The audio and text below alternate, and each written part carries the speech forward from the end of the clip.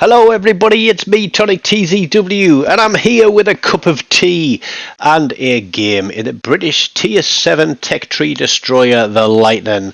And I've called this one a slippery nipple because some games like this really do make me tingle. It's not all about damage in this one, it's about tactics. If you want to see how I play my boat, I've got Grutzmat Smart up at 16.3, running Bay and Sims for concealment and some extra hit points, which often save your life. And if I wasn't using this guy and you just have a standard commander, then I would be running this build with Reginald Tirewit.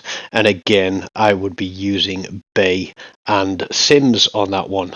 You'll notice that I always use Unstoppable on my boats because with the commanders at 16.3, it means if there is a ship within, I think it's 7.5 kilometers for a 16.4 and a little bit less for a 16.3, then my damage control partly is reduced by 50%.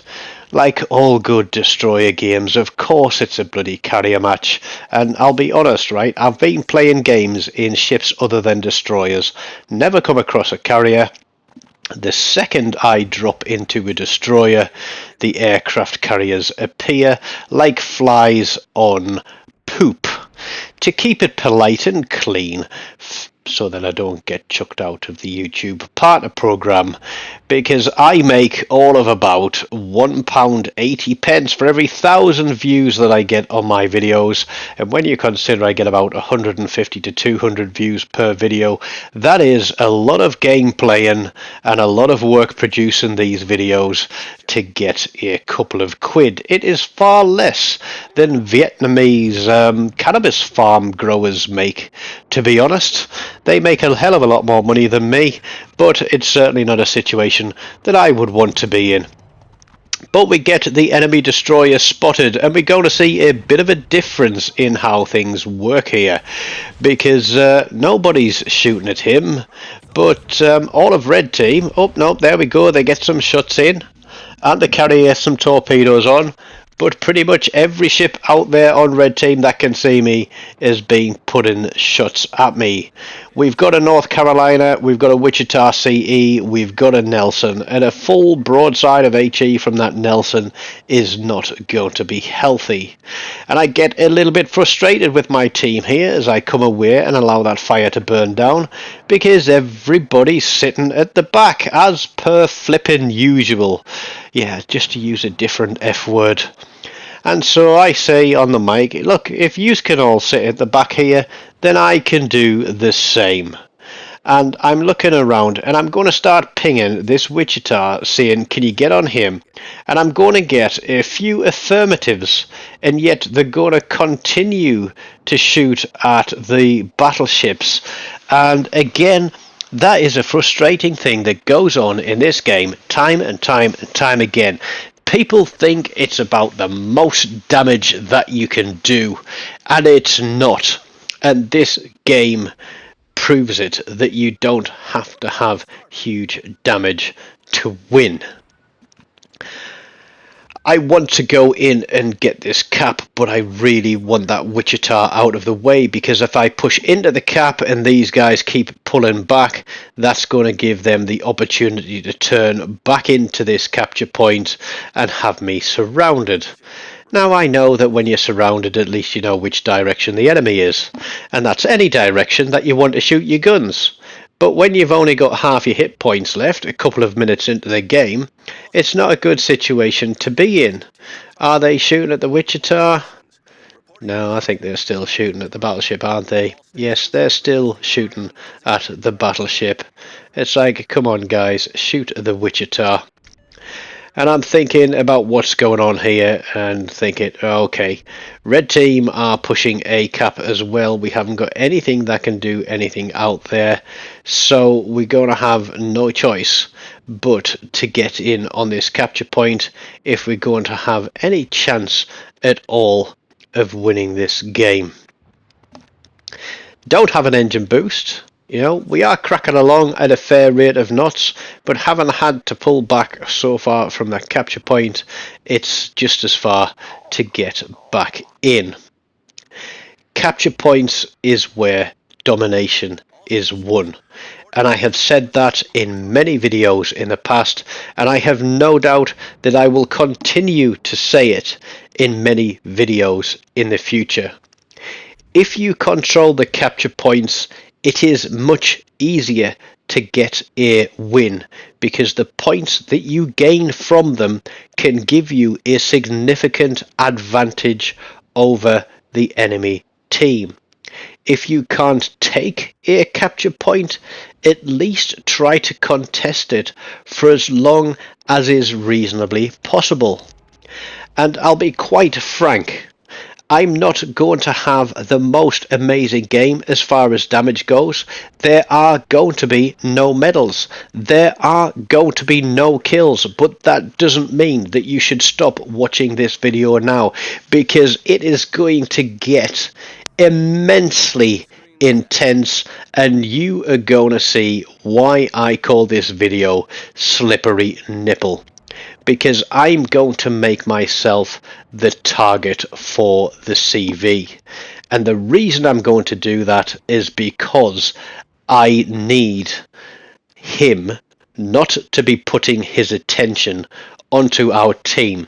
Because at some point they are going to start folding like a wet paper bag, collapsing like a house of cards, burning like origami draped or drowned in petrol. And it seems many times like this is a lost game. We have just taken out another ship, and that gives us a bit of a lead. We've got the capture point, but we can't rely on the team always to be keeping that lead maintained. You look at where our ships are. The guys, a couple of the guys who've pulled back have been crossfired and focused. Everybody else seems to be running this way. Red team have secured Alpha Cap. They are pushing around, and they are also going to start pushing through. We lose our Chapayev, so his plan of sailing off into the sunset while spamming HE across the top. I know they don't have a big fire chance on the Azure lane Chappie, but they do a lot of damage. And at this moment in time, with that guy coming through there, I'm thinking, do I want to be on this cap? And if you look at what just happened in front of me there, this carrier player is dropping planes before he goes in for an attack.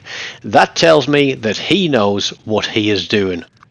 Missouri is there, who I know has radar, and I am easily within that radar range. I did put my torpedoes through that central gap between Alpha Cap and where I am at the moment. Can't remember which cap I'm on, but there is the radar, so I'm going to get tucked in tight behind the island, but that's going to let the carrier see exactly where I am. 20 seconds for this capture point. I'm going to have to keep moving, but I'm going to have to keep covered as well. Looking down there at the Atlantico, saying, can he get shots on me?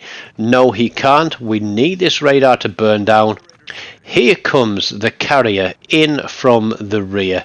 We are pretty much a sitting duck, but this is where the fun is going to begin. Because those torpedoes come past me, and honest to God, I could read the writing on the side of them. The Missouri's radar has disappeared. We're going to use this smoke screen now to get moving, to see if we can do anything to get torps on. But I think he's playing smart there. I know that he's going to head down the bottom of the island. I don't know if there's anything else coming around this corner. But behind me there is a Zeton, and this is where it pays to know your ships. If you are going to be playing destroyers, if you want to be an effective destroyer captain, you need to know what ships you are up against, what capabilities they have, and how you can counter those abilities. Here, I'm expecting shots from the Missouri. They don't go at me. The Zeton has not got line of sight of me for secondaries. Those torpedoes are probably going to run out before they get that Missouri.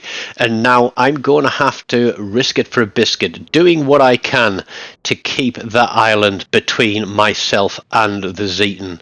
You know, I think base a Zeton is around 6.5 kilometers, but lots of people spec that for secondaries, so that can be reaching out to 10.5 to I think 12 kilometers. That is a lot of range, so I'm having to play it safe. This middle part of the game, it's pretty much even Stevens, but we did have 3 capture points for a while. If anything, what our carrier wants to be doing is to be keeping Bravo cap reset, but I don't think he's in a position to do that. He is out hunting battleships. I know I'm sailing broadside to everything that is down there on the south side, and I'm looking around. I'm still safe from that Zeton at the moment. What is going to happen out there? I don't know. Here comes the carrier again. There's a drop, and because I was looking elsewhere, I am going to take one of those on the stern, just as one of those battleships puts a full salvo at me, and that turn probably saved my life. If there's one thing I like about the British destroyers, is they are quite agile, and here he is, the carrier, coming in from the rear again with another set of torpedoes. Every time that he is dropping on me, he is not dropping on other members of the team. So I know that as a destroyer in a carrier match, it is a pain in the backside to go up against, but do not ever quit a match just because there is a carrier. Play the game, play the map, play to the best of your ability. It doesn't matter if you're not doing a massive amount of damage in a game of domination. It doesn't matter if you aren't getting a lot of kills. What you need to do is to look around and understand what you need to do to take the lead, to maintain the lead, and to bring victory to your team. This carrier has got the hots for me. There is another radar. That is probably the Missouri again. So I am going to hug this island to my right as I go around. I'm out of radar range. He's going away from me. They've gone through the north side cap. They're heading to take care of the rest of blue team there. Carriers dropping 2 planes off again. The AA on the Lightning isn't the best, but I can see which direction he's coming in from, and I'm in a sticky situation here. I've got him spotted. We're going to pop some shots at him, see if we can get a fire on him. All the while we know that these planes are getting ready to drop. We're turning out to bait him into a drop, thinking that we're going to, you know, turn broadside to him, but we're not. And how these miss me, I don't know, but there we go. We slam it into reverse as we touch the beach, pop the smoke, and we back out. We are still on the capture point, so it was 2 caps to 2, or it was 3 to 1. Red team have pulled it back to 2 to 2. They're down to 2 ships, and you'd think that that ship is going to be wanting to shoot in at the other ships on this team, but securing this capture point is going to be key in maintaining that lead. I'm not going to sit in this smoke forever. I'm going to give it long enough for him to get around and get another drop in, and then we are going to get out of this smoke, because nobody likes to be a dope in a smoke. Here he comes in. He obviously thought I was sat against the rock. There's going to be a drop there, and here we go again. Yet another dose of slippery nipple as we manage to avoid those torpedoes as well. Now I can see that the Missouri is behind me, and I'm thinking, okay, we might now be in a position to get a kill on the carrier. But I've lost count of how many times he has dropped on me. He's had 1 successful hit so far. I think he's getting frustrated because he's dropping ever closer to me, and thankfully I soak one of those torpedoes, and here we go, we're back onto guns again. I'm constantly going to be spotted. There is a fire. The Missouri takes a shot at me from the other side of the map instead of any other ship that is there on blue team. Short smokes coming up again. We're going to bait him into a drop through the smoke screen. There we go. They're the torpedoes. We know we're safe. We know that Missouri is probably coming up on a reload, but the clock is ticking down. We have got this in the bag, I'd like to think, unless something horrible happens in the closing seconds of the match. But there we go. It's 2 torpedoes from the rear, and just before it tickles me on the bum, the game ends. That was absolute spine-tingling destroyer play. Every single drop of that carrier on me was a drop that wasn't on our team. We only finished middle of the board, but having played the capture points 2360 base XP, which is a decent game given how little damage I did. So take a few tips from that one. If you're a destroyer player in a carrier match, let me know if there's a ship that you'd like to see me play on the channel, and I'll see what I can do for you. I hope you've enjoyed it. Don't forget, smash like, leave me a comment, subscribe to the channel, tip if you're rich. See you next time. Goodbye.